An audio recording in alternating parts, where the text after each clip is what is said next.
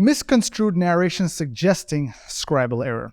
We may now turn our attention to a particular set of narrations recorded in the Islamic tradition which appear to attribute scribal error to the Uthmanic Codex. Scholars have analyzed these narrations with respect to the authenticity as well as their potential implications and interpretations. The first matter of concern is a statement of Uthman bin Affan himself. A number of narrations state that when the Uthmanic Codex was compiled, he examined it and said, "You have done an excellent and outstanding job.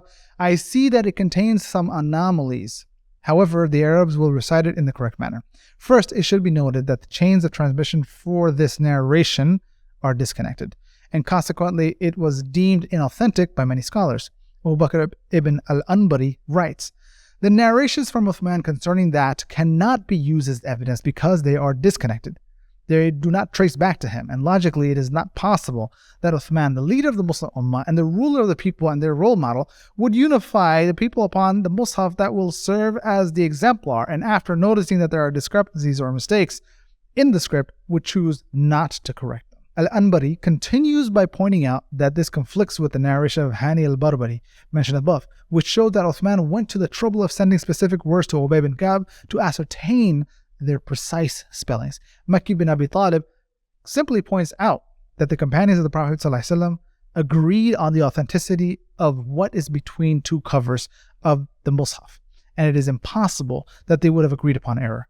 Abu Amr al-Dani, like Al-Anbari, notes that this narration is not authentic and that its apparent meaning negates the possibility that Uthman could have said it. Uthman and the noble companions completed an exhaustive and extensive project to compile the Mus'haf. To simply just leave mistakes in the text after that would render the entire project pointless.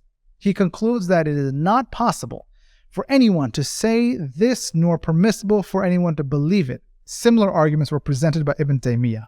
Moreover, scholars pointed out that even if one were to accept the narration as authentic, the word lahan does not necessarily mean mistake. It can also refer to dialectical differences among a variety of other meanings. Abu al-Hussein bin al-Munadi was of the opinion that lahan refers to spelling variants in the rasam where the spelling appears slightly different from the expected pronunciation, which should not be an issue since the recitation of the Quran is taught orally. Ad-Dani himself provided similar interpretation and offered examples of the Quranic words that are written with an extra alif, or waw, or ya.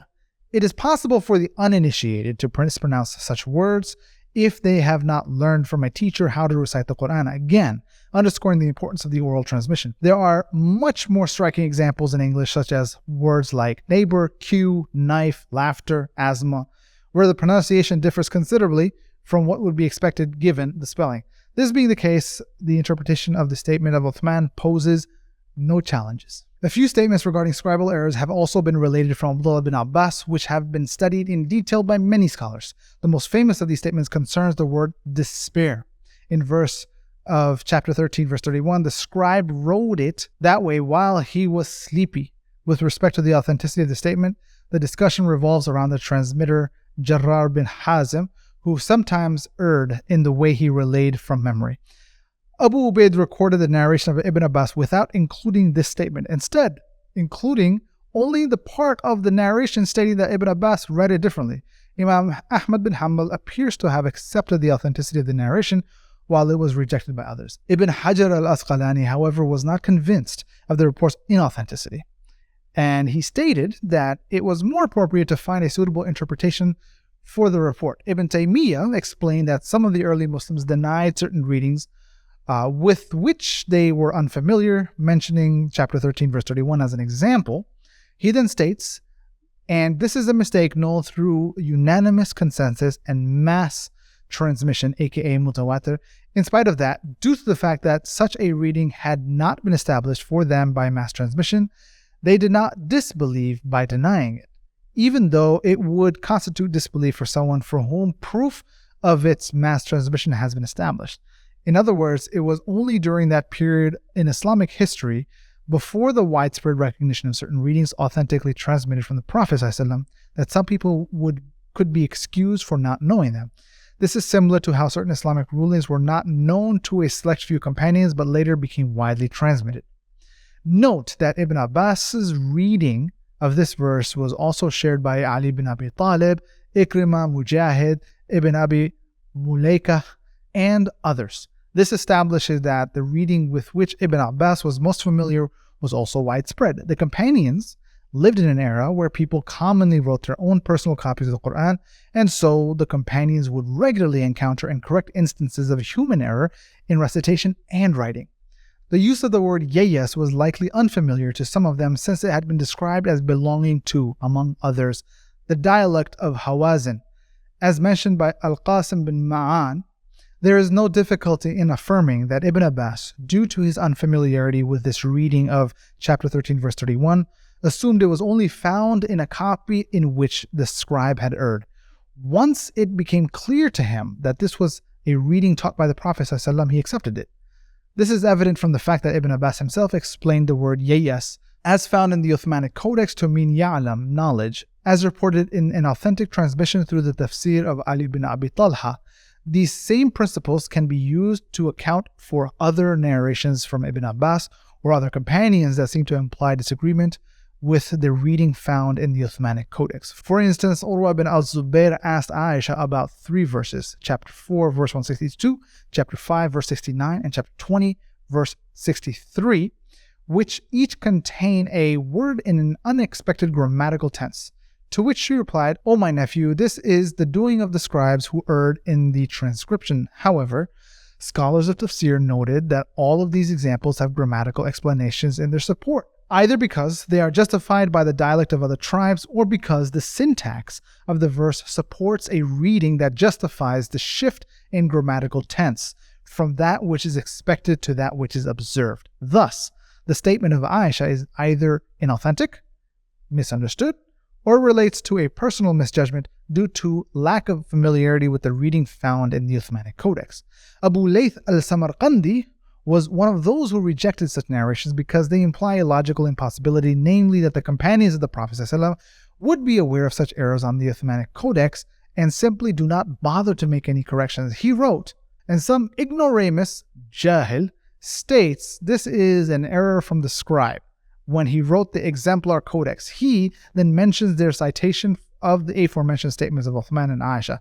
However, the scholars consider this to be far-fetched, and the narrations are not established from Uthman nor from Aisha. May Allah be pleased with them both, because the companions of the Messenger of Allah ﷺ were the protectors of the religion and the role models in law and rulings. So it is inconceivable that they would leave in the book of Allah errors that others would correct. Similar arguments have been made by Abu Ishaq al-Zajjaj and al-Zamakhshari, with the latter pointing out that only someone unfamiliar with the works of Arabic grammar and other schools of thought could accept a proposition that these are scribal errors. In commenting on the verse of chapter 4, verse 162, Ibn Jarir al-Tabari persuasively demonstrates the impossibility of ascribing a scribal error to the reading found in the Uthmanic Codex by observing that reading found in the Codex of Ubay is identical to that found in the Uthmanic Codex. He comments, so had that been a scribal error, it would necessitate that all the other codices should read differently than ours in which the scribe erred. And the fact that our Mus'haf and the Mus'haf Ubay agree on that reading demonstrates that what is found in our Mus'haf is correct and not an error. Not that this is an early example of a typo or a proto-semantic consideration, the likes of which modern historians utilize and construct an archetype of a text and identify the original manuscript or reading. At-Tabari then continues with an additional historical argument. Furthermore, had that been a scribal error, the companions of the Prophet ﷺ, from whom the Quran is taken, would not have continued to teach Muslims according to an error, but rather would have corrected it with their tongues, i.e. recitation, and would have instructed the Ummah according to the correct reading. And in the very fact that Muslims have unanimously transmitted that reading exactly as it was written in the Uthmanic Codex is the clearest evidence of its veracity and correctness. Based on the foregoing considerations, the strongest position is that the statement from Aisha simply indicates an instance where a companion was unfamiliar with the reading found in the Uthmanic Codex, just like the statement from Ibn Abbas discussed earlier. Mansur Hamad Aidi notes that this should not be surprising, as it is only logical that certain qira'at would be unfamiliar to some companions. It is difficult for a person today to master and remember the various qira'at, let alone for a person in the earliest period of Islamic history when the writing was less common and individuals had their own personal codices. This is precisely what illustrates the immeasurable benefit brought about by the Uthmanic Codex. It unified all Muslims across the Ummah upon the same text and provided them all with a clear reference point for the recitation of the Quran.